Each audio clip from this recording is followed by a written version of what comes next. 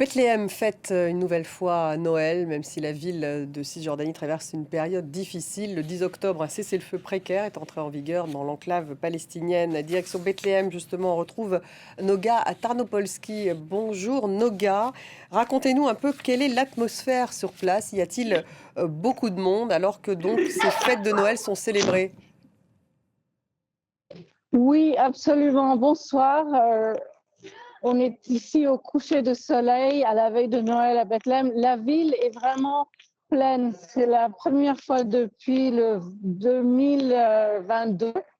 Et on voit pas seulement des festivités, sinon un peu d'excitation même, surtout par les citoyens les plus jeunes de cette ville, qui s'apprêtent vraiment à recevoir un Noël et un Nouvel An spécial. Il y a très, très peu de touristes, de pèlerins internationaux, ce qui était la norme avant la guerre.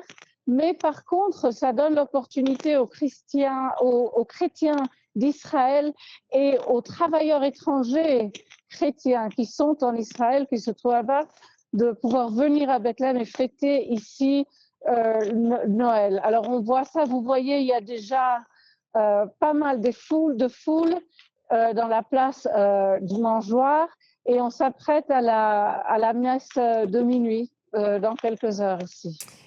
Et tout ça dans un contexte dans lequel la Cisjordanie traverse une période difficile. Extrêmement difficile et je voudrais dire qu'il y a 2 jours, France 24 a eu l'opportunité de parler avec le patriarche de Jérusalem, le cardinal Pierre-Battista Pizzaballa, qui nous a dit en fait que l'Église ouvre ses yeux et voit et représente ces Palestiniens qui souffrent de plus en plus de violence en Cisjordanie de la part surtout de colons israéliens, mais aussi de plus en plus de l'armée israélienne.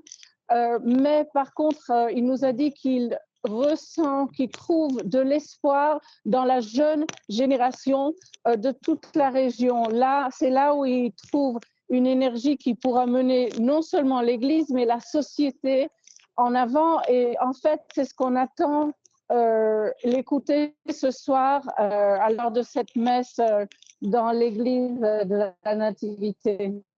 Merci Noga.